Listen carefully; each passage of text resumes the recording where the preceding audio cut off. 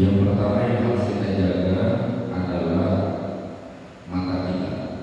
Ini nanti saya kaitkan dengan mudah-mudahan Allah kasih kita umur panjang dalam sehat walafiat, dalam beberapa depan kita akan melaksanakan ibadah puasa. Salah satu yang harus kita perhatikan dari ibadah puasa kita itu bukan sekedar menahan lapar dan haus saja, karena itu masuk kategori puasa yang bersifat umum. Kalau ingin sampai kepada kualitas puasa yang sebenarnya, dari hadis qudsi kita bisa menemukan riwayat kata Nabi, Allah berfirman, "Man lam yada qaula zur wal amal bihi." Oh, Nabi juga hadis Nabi Rasulullah bersabda, "Man lam yada qaula zur wal amal bihi falaysa lillahi hajatun fi ayyada ta'amahu wa syarabahu." Siapa orang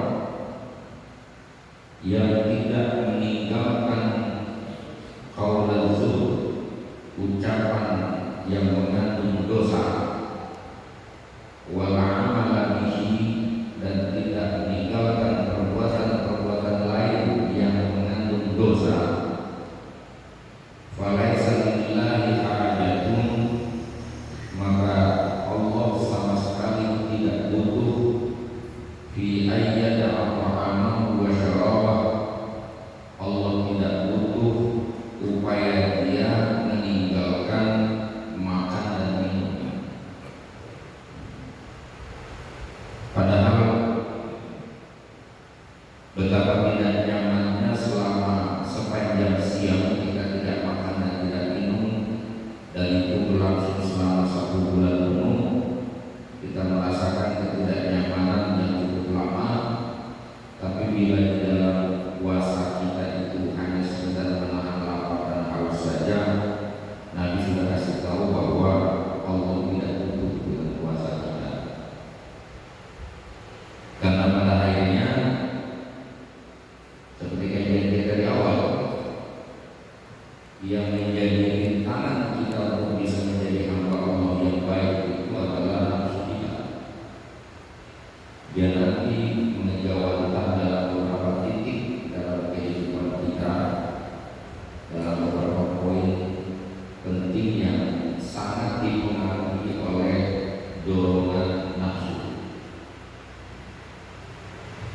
Dan inti dari puasa itu pada dasarnya adalah mengurangi atau meminimalisir ruang gerak syahwat atau nafsu kita. Makanya ketika kita puasa, kita umbar juga nafsu kita yang lain, itu sampai dikatakan Allah tidak butuh dengan puasa. Ini bentuk ajaran.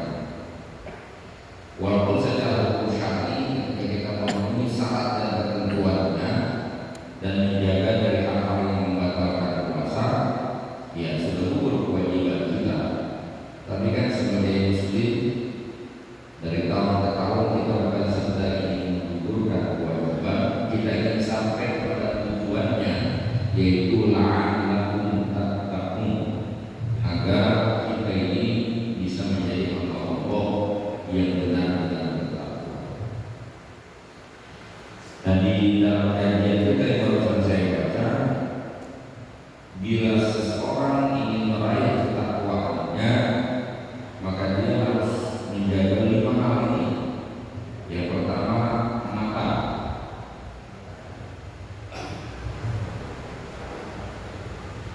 Al-Imam Al-Ghazali ketika membahas tentang masalah mata ini, beliau menyebutkan perkara mata ini dalam 3 prinsip pokok. Yang pertama adalah firman Allah Ta'ala, "Qul lil mu'minin yaghuddu min absarihim wa yahfazu furujahum." Katakanlah kepada orang-orang yang beriman, hendaklah mereka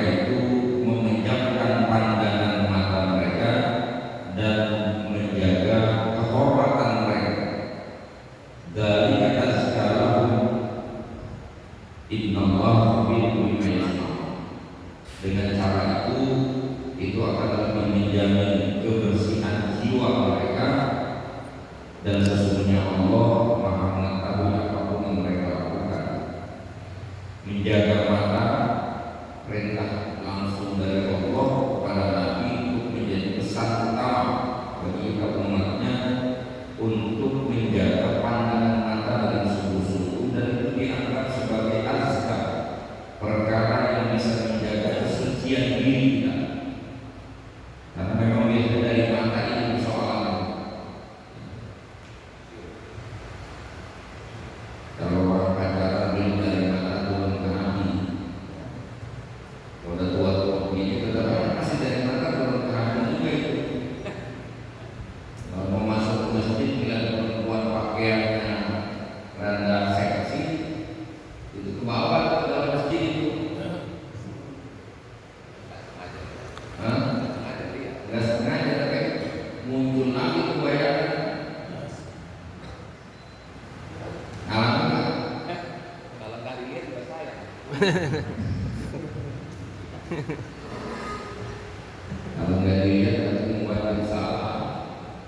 Kelihatan. Kalau Kelihatan. nah itu yang disabdakan Nabi kepada saya Nabi, lakan nafratul ula walai salah katanya. Hakmu adalah pandangan pertama, tidak yang kedua. Jadi kalau tiba-tiba terlintas di depan kita, kelihatan di depan kita, enggak apa-apa. Tapi tidak untuk yang dua kali. Tapi jangan dimaknai yang dua kali. Kalau itu supaya jangan dua kali, pokoknya aja sampai puas. Nah, dua kali itu bukan berarti kita ngelihat, kita ngelengos lalu kita balik lagi. Enggak, walaupun kita pelototin begini kan mata kita merelek kan. Jadi begitu kita melihat begini kelihatan, terus mata kita berkedip, kan udah tertutup ke pandangan. Begitu kebuka masih di situ juga ya, kedua juga itu namanya.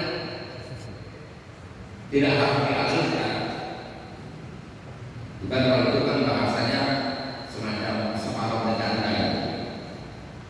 Pelototin aja supaya tetap boleh. Dia tetap nggak boleh karena kedipan mata itu sudah masuk pada pandangan kedua.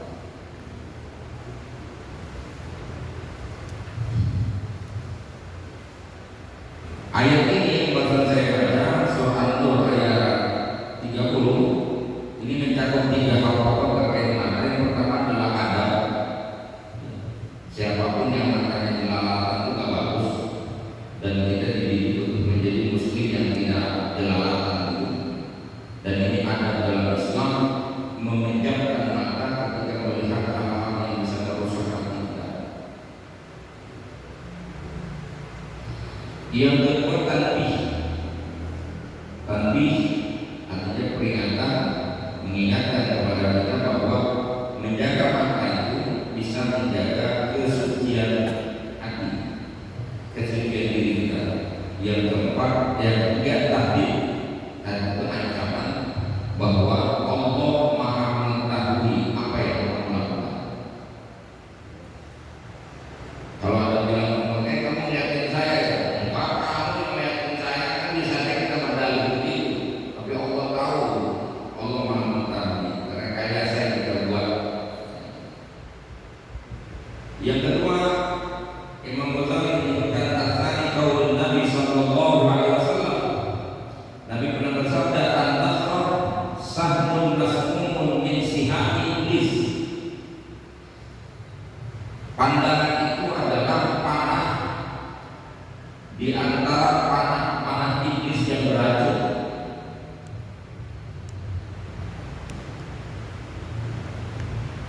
Ya, alasannya sih saya nggak perlu menjelaskan panjang lebar ini karena memang berpaham banget ya. Semua tuh bermuara dari mata.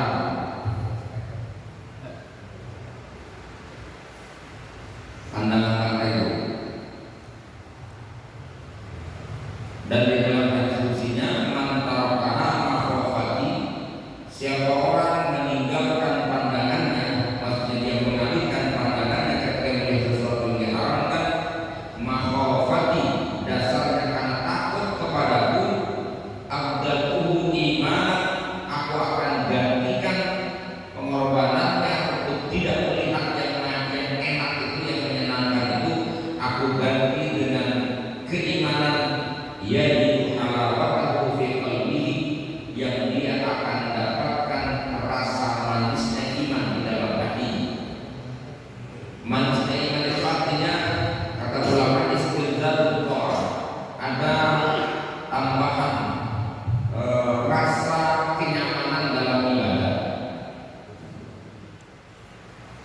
Jadi ada kekuatan iman kita.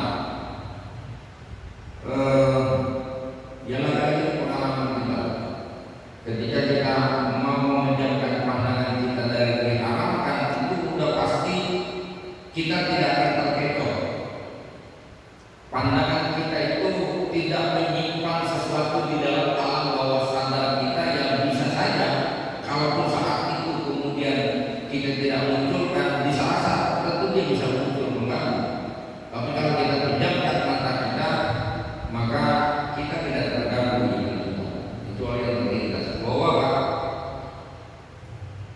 Mungkin waktu di madrasah kita pernah ngaji atau di pengajian di ngaji di kampung kita juga pernah dapat riwayat bahwa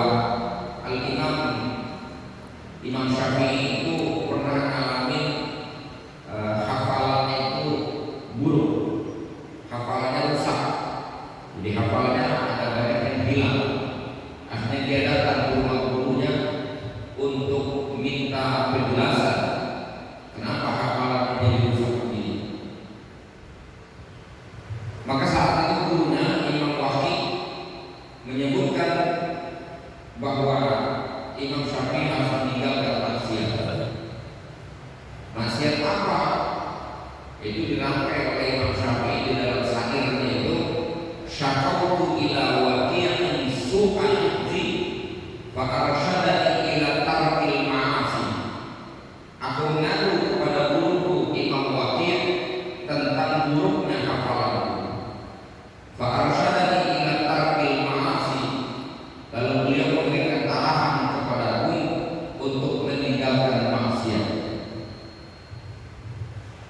Ternyata Imam Syafi'i pada suatu masa ketika dia mengambil lembaran yang terbang yang berhamburan, ada lembaran yang dia punya, catatan yang dia punya itu tertiup angin.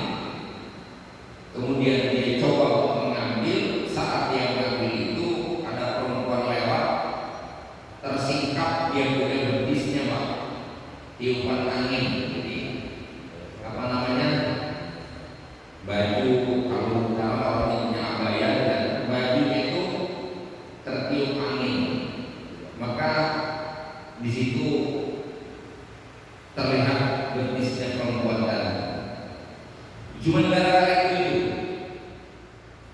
hafalan Imam Syafi'i itu jadi rusak, hanya gara-gara melihat lintasan betis perempuan.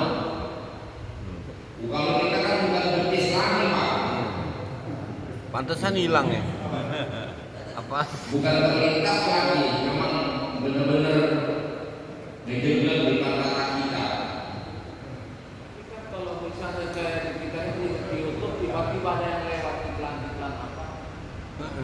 Hilang lagi aja hafalannya. Jadi kalau lewat sih nggak apa-apa, namanya lewat. Tapi ditonton terus. Orang dibalikin, dicari lagi.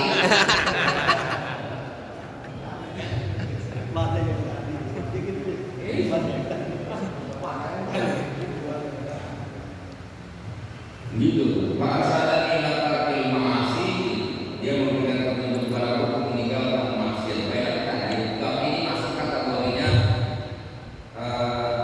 hasanatul abrar sayyiatul muqarrabin. Untuk Imam Syafi'i itu sudah cacat. Kalau kita sih kita bilang alhamdulillah saya tidak tergoda. Saya tidak tergoda. Apa yang digodai?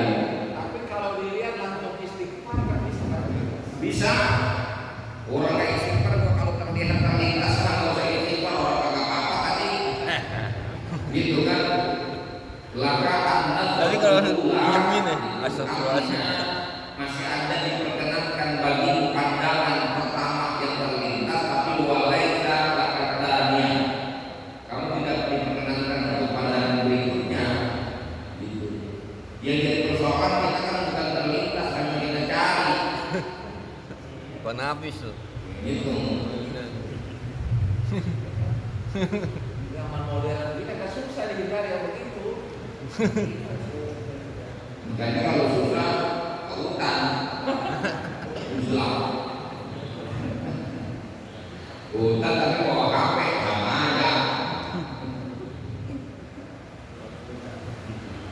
Ya tinggal pintar-pintar kita menjaga diri maksudnya.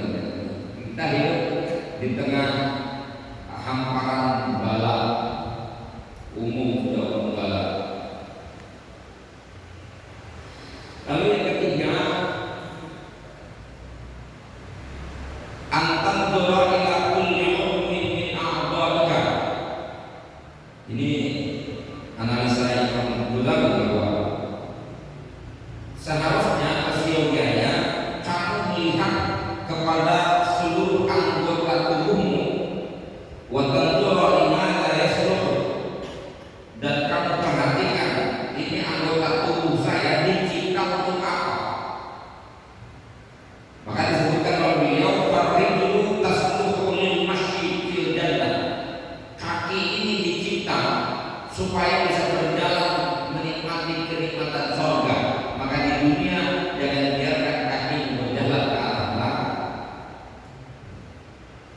Wal yadu litana ulitimaliha, tangan dicipta oleh Allah ini untuk memetik dan mengambil buah-buahan surga. Jadi jangan menggunakan tanganmu untuk memetik ambil bahagia. Kemudian wal ainu linnadhar ila wajhillahil karim, matamu ini Allah cipta supaya kamu mampu melihat Allah Subhanahu wa taala nanti di dalam surga. Ini walaupun ini sedikit saya jelaskan dalam pendekatan teologis, antara Ahlus Sunnah wal Jamaah dan Mu'tazilah ini berbeda pendapat. Menurut Ahlus Sunnah wal Jamaah, orang-orang beriman yang masuk ke surga itu nanti pada masanya ada Allah memberikan kesempatan kepada kita orang-orang beriman yang di dalam surga untuk melihat langsung Allah. Itu ayatnya di Quran. Wujuhun yawma idzin nadhirah ila rabbiha nadhirah. Wajah manusia nanti di hari kiamat atau di dalam surga nanti itu wajah manusia berseri-seri karena memandang kepada Tuhan. Ayat ini menjadi landasan dalil mazhab Ahlus Sunnah yang meyakini bahwa orang beriman nanti bisa melihat Allah. Itu menurut Ahlus Sunnah. Tentang bagaimana kemungkinan mata ini bisa melihat Allah, apa mungkin? Ya kemungkinan besar saja terjadi karena kita berada di dimensi yang berbeda dengan hari ini. Kekuatan mata kita sangat terbatas sekali. Kalau Allah nanti pada yang mengizinkan kita, ya sangat bisa. Kenapa tidak? Nah, orang Mu'tazilah dengan ayat yang sama dia mengatakan tidak. Wujuhu yawma idzin nadhirah, hari itu wajah manusia berseri-seri, bukan dia maknai memandang melihat kepada wajah Allah, melihat kepada Allah, zatnya Allah, tapi ilah di situ dimaknai alayul ilan, artinya nikmat. Kenapa wajah manusia berseri-seri? Itu kan yang namanya orang gembira, memang wajahnya berseri-seri bentuk ekspresi kegembiraan. Gembiranya kenapa? Gembira karena benar-benar bisa menikmati kenikmatan yang sempurna di dalam surga. Makanya kalau mazhab Ahlus Sunnah wal Jamaah, ilah di sini adalah huruf jar, tapi oleh orang Mu'tazilah ilah di sini bukan huruf jar tapi masdar. Jarang kita belajar bahasa Inggris. Nah, makanya itu nggak bisa Pak memahami agama tanpa paham betul tentang bahasa Arab dengan segala seluruh. Nggak bisa. Salah pemaknaan itu salah mengambil kalimat juga salah makna atau beda menghasilkan makna yang berbeda. Dari pernyataan ini yang ketiga sudah kita bahas ini bahwa kita harus berhati-hati betul. Kalau mata dicipta oleh Allah untuk melihat Allah, harusnya kita merasa apakah pantas mataku ini nanti pada gilirannya melihat Allah, atau apakah Allah akan izinkan aku untuk melihat Allah. Sementara kenikmatan tertinggi surga itu adalah ketika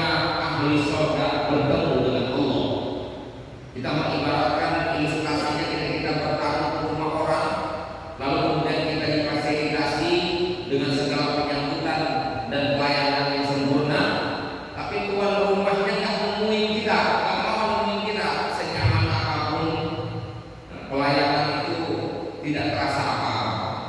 Tapi ketika tuan rumah menyambut kita dengan terbuka dan dengan memberikan kita akses seluas-luasnya, maka memandang dan bertemu dengan tuan rumah itu kenikmatan yang mengalahkan sajian hidangan yang diberikan. Makanya dikatakan kenikmatan tertinggi surga adalah ketika nanti kita bisa melihat Allah. Dari sekarang kita mesti mempersiapkan diri. Apakah mata saya ini pantas? Apakah mata saya nanti diizinkan oleh Allah untuk memandang Dia? Padahal mata yang kita punya hari ini kita salah menggunakan, dan itu adalah sumber dosa.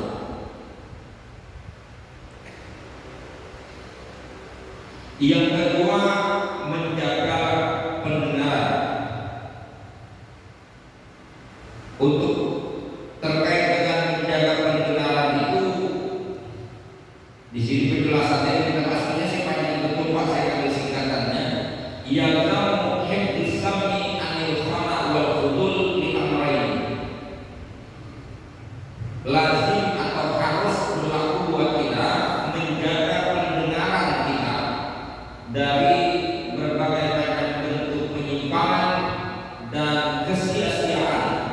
Dasarnya ada dua. Al-awwal lima ruya Nabi sallallahu alaihi wasallam annahu qala al-mustami'u syadidul mutakallim.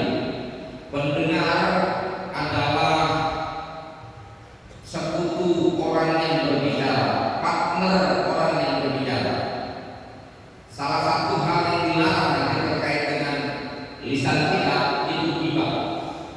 Ghibah itu artinya ngomongin orang. Nah, orang yang ghibah itu ngomongin orang, membicarakan keburukan orang, itu udah jelas ayatnya. Sampai diancamkan, diandaikan seperti orang yang tega memakan daging bangkai saudaranya sendiri oleh Allah dalam Al-Quran. Itu ghibah. Dan ghibah itu bisa menghancurkan dan menghanguskan amal soleh yang sudah kita buat. Nah, tidak kalah lebih dahsyatnya adalah selain ghibah, mendengarkan orang yang berghibah. Telinga kita ini kita gunakan untuk mendengarkan pembicaraan-pembicaraan yang sia-sia, omongan yang tidak berguna, atau kita mendengarkan orang yang sedang berghibah. Makanya yang keluar tuh, ya, al-istima' atau al-mustami', pendengar itu partnernya orang yang ngomong. Orang yang ghibah itu gak bakalan ghibah Pak kalau gak ada yang dengerin, percaya? Benar gak? Kita bilang jangan ngomongin orang, ngomongin dia yang ngomong. Dan dia ngomong kan ada itu dia sendiri yang ngomong kan dia? Enggak. Kalau dia ngomong juga berdasar gila ke orang, dia yang ngomong. Orang semakin semangat ngomongin orang karena ada pendengarnya. Kalau benar kayak kita, gimana pakai nanya, terus gimana? Mungkin panjang omongannya. Gitu. Maka nanti ada aturannya ketika kita mendengar orang sedang menghina orang lain. Bila kita sanggup dan kita harus kita lakukan, menghentikan pembicaraan. Yang kedua, kita alihkan pembicaraan kepada yang lain. Yang ketiga, kalau kita tidak bisa juga lakukan, kita jangan melibatkan diri di majelis itu. Kita mesti bergeser, kita mesti berhenti. Jangan ada di tempat itu. Karena ketika kita bersedia mendengar, berarti kita telah melakukan hal yang sama. Mulut kita tidak ghibah, tapi telinga kita ini mendengar. Dan gara-gara kita mendengar, si pengghibah bisa melancarkan aksinya. Itu yang disebut dengan bahayanya mendengar. Yang kedua, annahu yuhayyil khawatir wal wasais fil qalbi. Pendengaran itu bisa membangkitkan kekhawatiran dan was-was di dalam hati. Ya, kalau yang kita dengar sesuatu yang menyenangkan, kalau kita dengar sesuatu yang sifatnya predictable,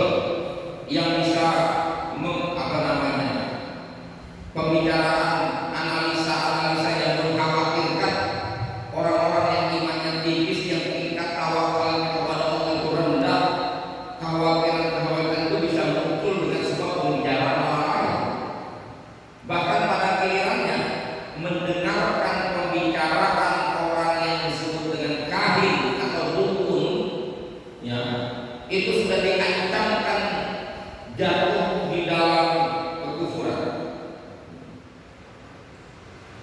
Datang ke rumah dukun itu sudah diancamkan 40 hari sholat tidak diterima. Jadi datang ke rumah rahim, ya, mendengarkan omongan dukun itu sudah tidak diterima puasanya. Puasanya sholatnya 40 hari. Dan kalau dia percaya dengan omongan dukun, dia musyrik ya. Bahaya.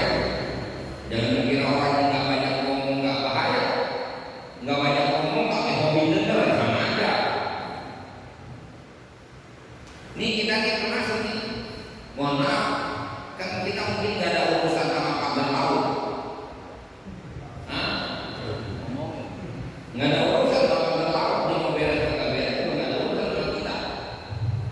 Cuma kan kita suka sok melibatkan diri, nyari informasi gimana tuh. Padahal kan gimana, dia tahu atau dia nggak tahu nggak ngaruh. Tapi kita punya hubungan juga. Alasannya takut ketinggalan informasi. Emang kalau nggak dapat informasi begitu dosa apa enggak sih? Nggak ada urusan. Ujungnya ntar begitu dengar informasi begini, lalu kita terima bulat-bulat, kita anggap sebagai sebuah kebenaran dari satu pihak, tanpa lagi membuka ruang untuk mendengar pihak lain, kita akan bersikap yang keliru. Itu kan gara-gara mendengar juga. Coba lihat kita sama sekali. Makanya benar dalam teori kriminalitas itu bahwa yang disebut dengan perbuatan dosa itu the criminal is the shadow of civilization, begitu bahasanya. Kriminal itu, tindakan kriminal itu merupakan bayangan gambaran dari kondisi penduduk, kondisi masyarakat sekitar. Ketika hari ini akses kita untuk mendengar sesuatu itu sangat luas, ya beda dengan orang tua kita dulu, tidak campur aduk pembicaraan, urusan yang nggak nyambung, paling dulu urusan pupuk, yang tani urusan pupuk, yang dagang urusan pasar.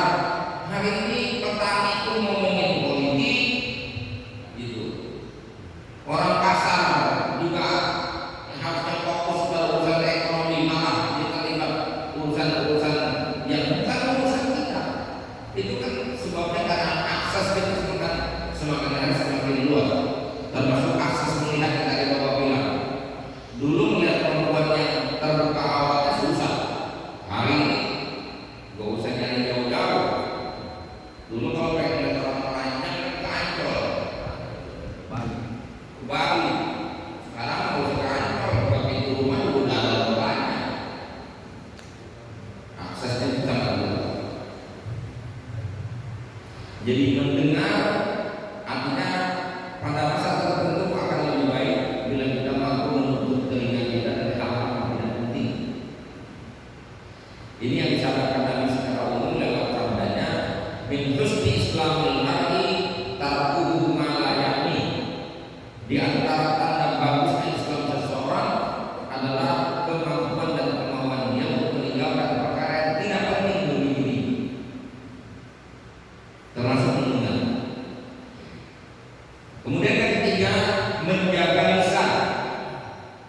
Idza arada al-'abdu an yaqulu lisanahu fa 'alaihi tadabbur khamsati usul. Apabila seorang hamba ingin menjaga lisannya, maka dia mesti ingat kepada 5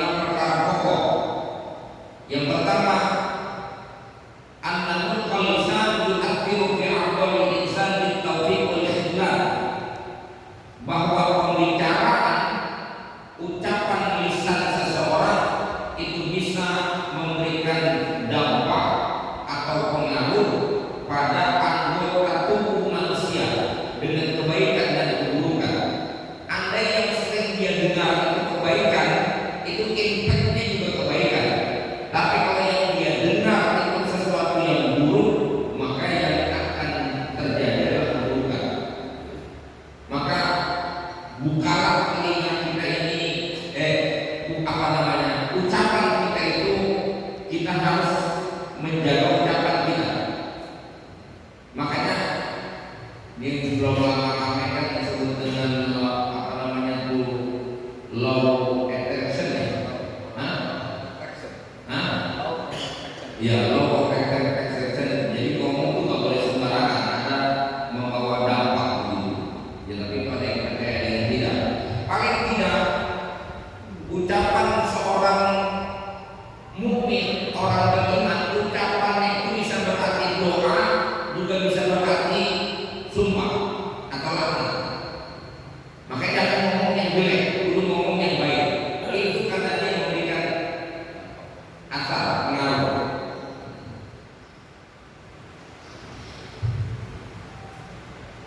Saya masih ingat waktu masih kecil. Bapak kan di Kalengan nggak? Kalengan. Ada sungai, ada kali, ada kalengan. Kali kecil. Nah, kalengan itu Kali kecil. ya kali kecil yang sengaja dibuat untuk nyiram tanaman. Kalengan, kalengan gede juga. Itu kan emang jembatannya gede karena satu batang bambu doang.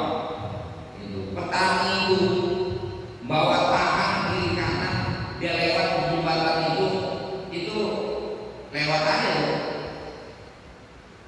Kita yang baru pertama melihat itu, baru lihat aja suruh nyebar malah ngomong tuh, aduh, ngeri ini mah, jatuh ini mah. Asal sampai terucap itu omongan, ya bisa benar-benar lupa. Jatuh ya, jatuh. Kalau yang berbiasa menjatuh. Makanya itu saya waktu ke Mekah itu, guru saya bercerita, jangan sekali-kali mendramatisir keadaan. Ketiknya beda ya kita di sana. Jadi kalau ketemu suasana dalam keadaan dingin, jangan suka bilang, dingin banget nih. Itu pasti akan tambah dinginnya. Itu efek yang ditimbulkan dari pembicaraan. Itu baru pembicaraan, apalagi benar-benar masuk ke dalam hati. Panas betul, panas banget. Semakin terasa panas. Jadi sikap itu sesuatu dengan wajar-wajar saja. Jangan sampai terucap.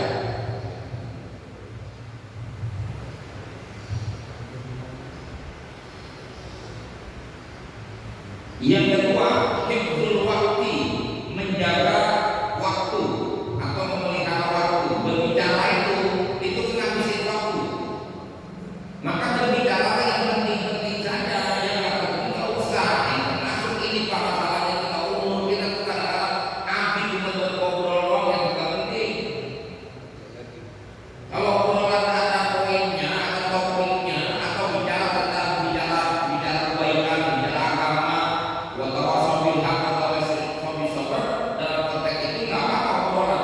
Tapi kalau obrolan ngalor ngidul dan ngulon, yang kagak jelas beruntungannya, itu kan ngabisin waktu.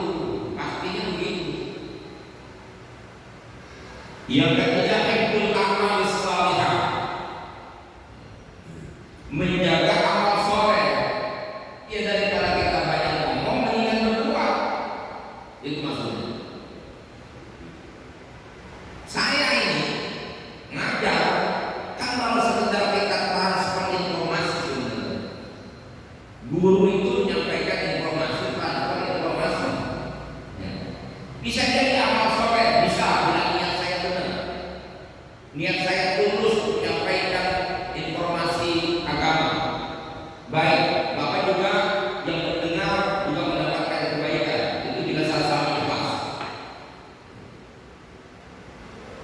Tapi ketika agama itu hanya sampai pada batas pembicaraan, itu tidak akan lebih baik dibandingkan kita melakukan amal soleh daripada sekedar membicarakan amal. Pengamat bola itu ngomong kan, kalau ngomong udah kayak lebih pelatih MU.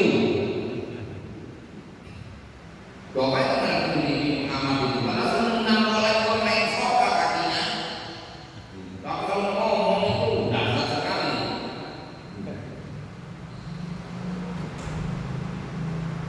Jadi maksudnya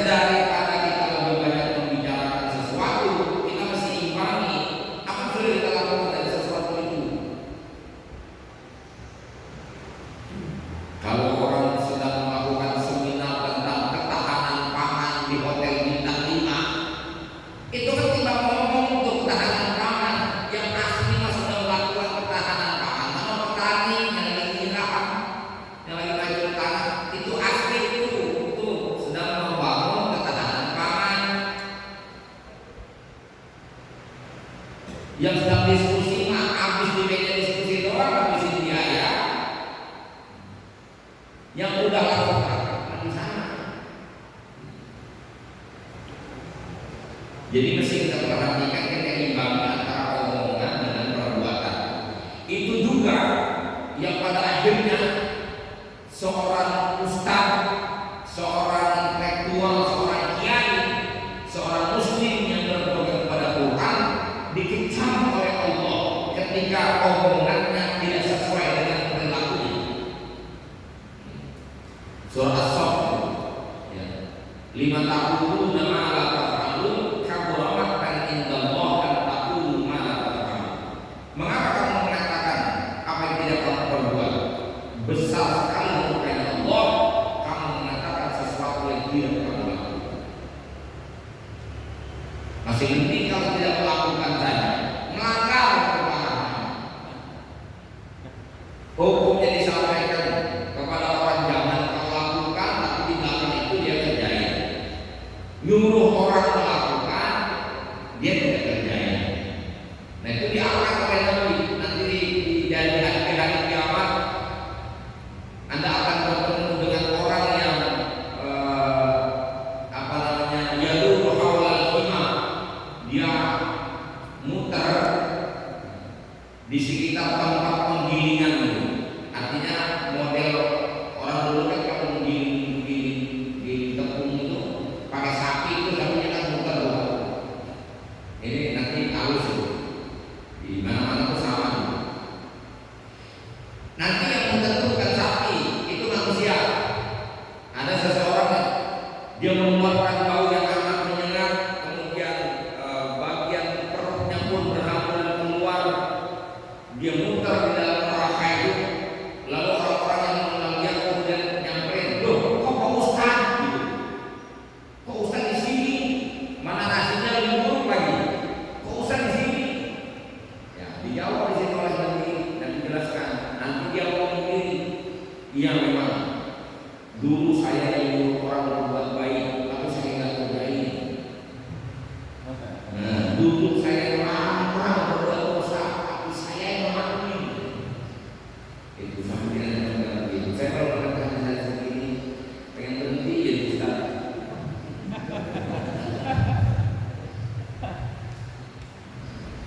Makanya ngeri-ngeri ngomong kerja sembarangan. Insyaallah. Minimal yang kita ingatkan kalau yang kita omongkan ya ketika omongan itu berupa perintah, ya kita niat melakukannya sama-sama.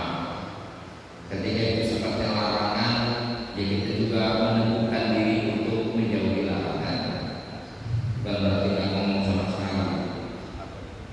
Yang ketiga, as-salamah min afati dunia, menjaga keselamatan kita dari bahaya dan bencana yang ada di dunia ini. Salah ngomong bisa berakibat hukum. Itu makanya mesti kita pertimbangkan mulut ini jangan sembarangan. Banyak orang kena hukum yang gara-gara salah ngomong, salah ucap. Yang kelima, dzikru awabil akhirah wa awaqibah, mengingat, selalu ingat akan bencana yang akan menimpa kita nanti di akhirat akibat salah dalam berbicara.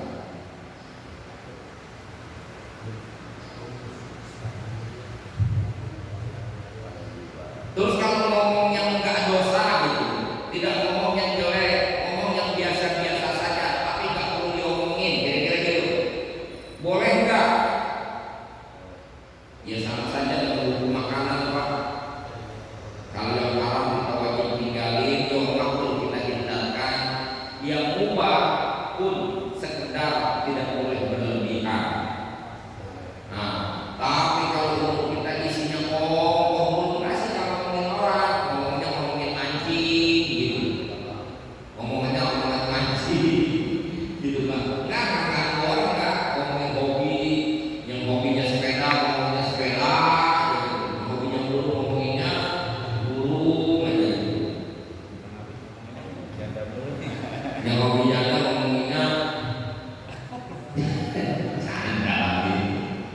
Dia omongan yang pokoknya kita tahu lah ada faedahnya. Itu pun sebenarnya dikatakan oleh Imam Ghazali di sini ada kerugian yang akan didapatkan. Yang pertama, syukrul kiramil katibin bima la faidata fihi wa la khaira fihi. Bikin repot malaikat. Bikin repot malaikat mencatat sesuatu yang tidak ada faedahnya, dicatat di mana? Umur lewat gitu. Sia-sia. Yang kedua, irsal kita ila Allah Ta'ala mali'in billah wa hadad. Jadi catatan itu kan 24 jam Pak, satu hari. Catatan amal kita termasuk pembicaraan kita kan ma yaqidu min qaulin illa ladaihi raqibun atid. Tidak ada yang terucap di lisan kita kecuali semuanya tercatat rapi. Nah, yang terucap itu haram kagak gitu ya. Baik juga enggak. Begitu dilaporin soal catatannya melongo aja gitu kan sia-sia. Mending gue baca Quran kan. Ini lisan digunakan buat zikir dan wirid kan lebih bagus daripada cuma pokok yang obrolan yang tidak ada gunanya.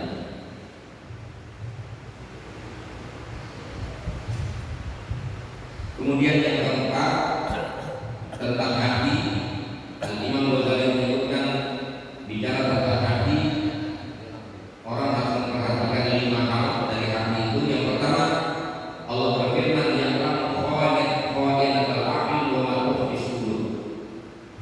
Allah mengetahui pengkhianatan mata dan apa yang tersembunyi di dalam hati.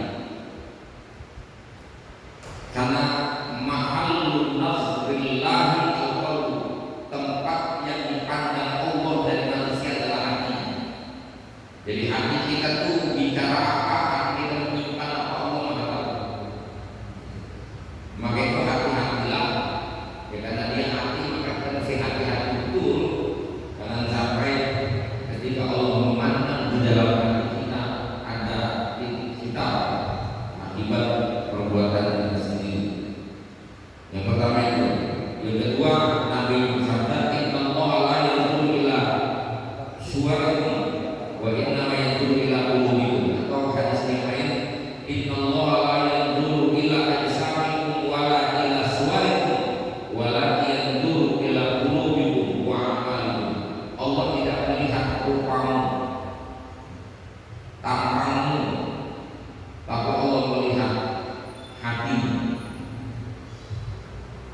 Saya baca juga dalam salah satu kitab disertakan bukan hanya hati tapi wa amalikum dan amal perbuatan. Ini kenapa disertakan amal perbuatan? Karena jangan salah, pada orang bilang yang penting mah hati. Biar gak ngapa-ngapain yang penting hati, kan bahaya itu. Hati diterjemahkan orang Sunda eling jadinya. Yang penting mah eling aja supaya kakak yang penting eling kacau jadinya. Yang penting hati. Suruh pakai jilbab, dia bilang gak apa-apa, gak pakai jilbab kepala. Yang penting hatinya berjilbab, itu kacau jadinya. Gitu. Mau dimana punya jilbab kaki? Orang kalau gak punya imannya benar, yakin dengan Allah, percaya dengan Al-Quran, perintah Quran dijalani kok. Masa imannya kayak jilbabnya, yang penting jilbab, hatinya berjilbab. Bagaimana hidupnya hati berjilbab? Mungkin salah pemahaman, Allah melihat hati. Walaupun takwanya jelek, tapi hatinya bagus. Lah dari mana? Perbuatan jelek itu ekspresi yang muncul dari hati yang rusak. Gitu. Kalau perbuatan hatinya rusak melahirkan kerusakan. Kalau hatinya baik melahirkan kebaikan. Inilah hadis Nabi. Inna fil jasadi la mudghatan. Di dalam tubuh kita ada segumpal darah. Idza saluhat saluhat jasadu kullu. Jadi kalau hatinya baik, maka perbuatannya pun baik. Tapi idza fasadat fasadal jasadu kullu. Rusak perbuatannya. Dan itu yang dinilai oleh Allah hati kita, termasuk ibadah kita, ikhlas tidaknya. Ini hebatnya puasa nih Pak. Kalau kita ngomong, saya bicarakan tentang puasa, saya kaitkan. Itu lebih kepada keteguhan hati bicaranya. Sebab kalau kita menahan lapar dan haus saja, anak TK juga bisa. Itu pertama.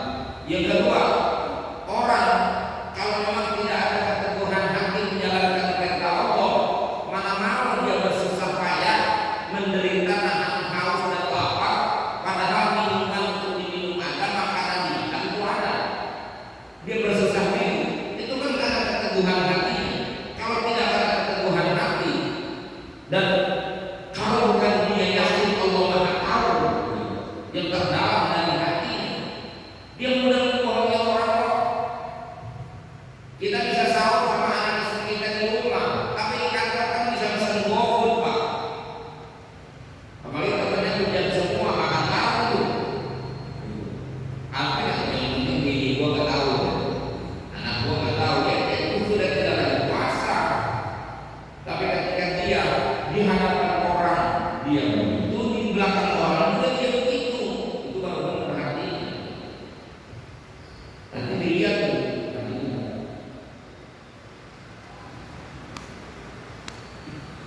Kalau gibah kalau gibah misalnya mempertimbangkan dampak itu jangan sampai orang suka muntah biasanya kan menghindari kita sampaikan ke orang lain kan jangan sampai. Iya. Jadi namanya ada untuk jiwa, kita balik lagi ke perkataan lisan, ngomongin orang jelas hukumnya nggak boleh. Tapi ada gimana apa sih jiwa? Jiwa itu adalah membicarakan sesuatu tentang seseorang yang kalau orang yang dengar orang itu nggak suka, itu namanya jiwa. Jadi menyebutkan tentang seseorang yang apabila orangnya tahu orang yang nggak suka, itu dibicarain, namanya jiwa. Jadi kalau secara umum kalau melihat begini, ya nggak ada ruang bagi kita untuk membicarakan keburukan orang termasuk di pengadilan.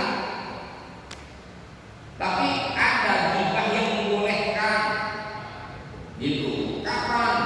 Salah satunya adalah doror untuk menghindari keburukan. Kita ngomong sama anak kita, bulan, kamu jangan bergaul tuh sama anak itu. Ya, kamu jangan dekat-dekat dia. Kenapa Pak? Tuh anak brengsek, tuh anak nakal. Bapak tahu kelakuan tuh anak. Boleh kan kita ngomong gitu sama anak kita? Kita bilang itu anak nakal, itu anak brengsek. Gibah kan kita sebenarnya? Gibah kan? Ngomongin kalau orangnya dengar kan malah dia tuh gibah namanya. Tapi boleh nggak begitu? Boleh untuk menyelamatkan anak kita supaya jangan bergaul kepada dia. Mengingat anak kita untuk tidak bergaul kepada dia supaya jangan berimbas keburukan. Kamu mau bilang tadi, kita tahu kalau jangan track recordnya itu pembohong. Kalau minjem duit kagak pernah membayar. Kalau utang pokoknya nggak membayar. Kita kasihan teman-teman kita, hati-hati ya nanti kalau si pulang minjem duit, jangan dikasih tahu. Emang kenapa? Waduh, duit gue banyak banget, minjemin dia, minjem doang, judul doang, dan tinggal. Gimana itu? Gimana? Tapi demi menyelamatkan, kalau benar niatnya ingin menyelamatkan orang, boleh. Termasuk menjadi saksi di pengadilan, boleh. Kata hakim, saksi, tolong ceritakan apa yang dilakukan oleh pelaku. Wah, ini baru ngaji nih, ngomongin orang kagak boleh. Kata saksi, mohon maaf Pak Hakim, saya nggak bisa membicarakan secara utuh karena itu sudah termasuk gibah. Hakim tidak akan. Jadi dalam rangka menegakkan unsur kebenaran kita boleh. Kalau pemimpin yang lalu yang salah bisa termasuk salah satu kategori itu diperbolehkan. Apa tuh? Misalnya ngomongin Pak Jokowi misalnya boleh juga apa masalah? Nggak boleh. Pentingnya apa? Boleh itu nggak boleh. Apalagi itu kan sifatnya persepsi, pendapat pribadi, subjektif itu. Karena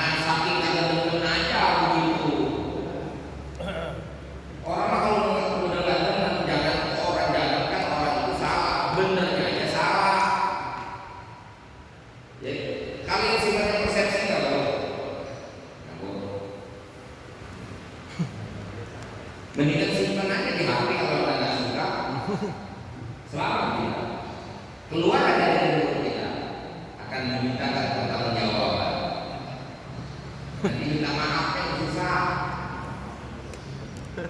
Kalau ngomong orang mencaci maki, orang ini ngomongin nggak tahu, nanti disuruh nyarinya susah.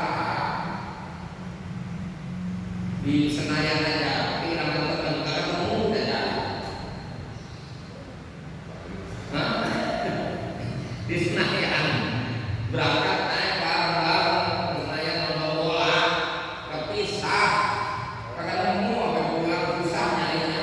Entar kali kiamat manusia dari zaman Nabi Adam sampai hari kiamat berapa miliar nyari orang, meminta maaf. Ilustrasi itu aja. Kalau masalah selesai mah kan sudah beda. Artinya persoalan kita kan semakin banyak. Maka saya lagi ingin bapak kita ngaji mulu kan, tapi ngomongin orang sadis. Mana modalnya cuma dari medsos doang lagi kayak orang ngalamin aja. Hanya gara-gara dapat informasi dari satu pihak, wah ini ngomong orang. Ikut yang turun. Waduh, Pak, kalau lihat ancamannya bisa jadi amal soleh itu udah habis. Gara-gara kita sering ngomongin orang, bahkan mencaci maki orang. Iya, sedih. Hati-hati. Itu maksudnya jaga. Gak bakalan sampai kita pada ketakwaan yang sesungguhnya kalau masih suka mengumbar atau membuka aib orang. Kewajiban seorang muslim menutup aib saudaranya sebagaimana Allah menutup aib hambanya dan menutup aib kita. Nanti di akhirat akan orang-orang mendapatkan ampunan dari dosa yang pernah dia buat, tapi ada dosa yang tidak akan pernah diampuni oleh Allah. Ini selain dosa kabair, selain dosa-dosa seperti apa? Al-Mujahid, orang yang pamer dosa, berbuat dosa, udah kayak